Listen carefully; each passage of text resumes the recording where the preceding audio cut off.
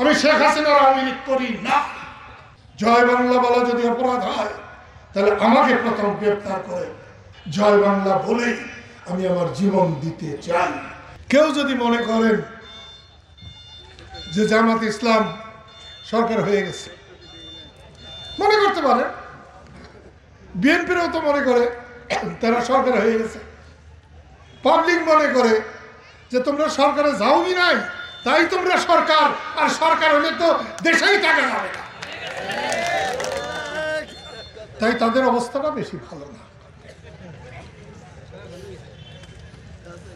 প্রিয় বন্ধুরা, এই বয়রাতলের সাথে আমার অনেক স্মৃতি।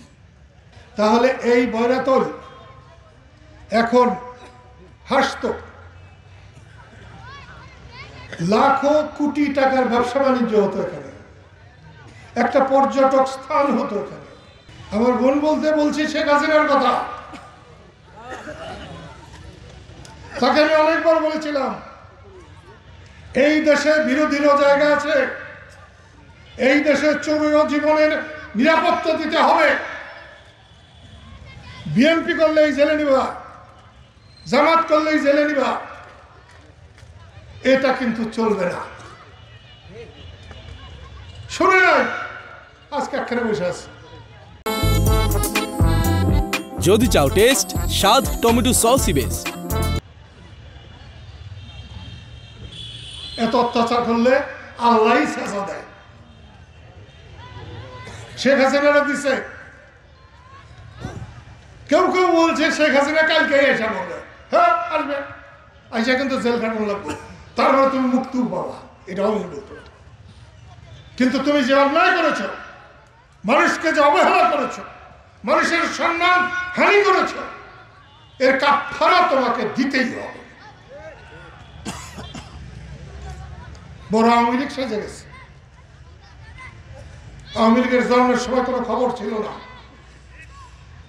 আমি আওয়ামী লীগ করি না, আমি শেখ হাসিনার আওয়ামী লীগ করি না। আমি বঙ্গবন্ধু করি, আমি মুক্তিযুদ্ধ করি, আমি বাংলাদেশের স্বাধীনতা চাই, আমি জয় বাংলা বলি। আজকে কিন্তু আমি বন্ধুরা যে আসছে কারো মুখে জয় বাংলা শুনি নাই।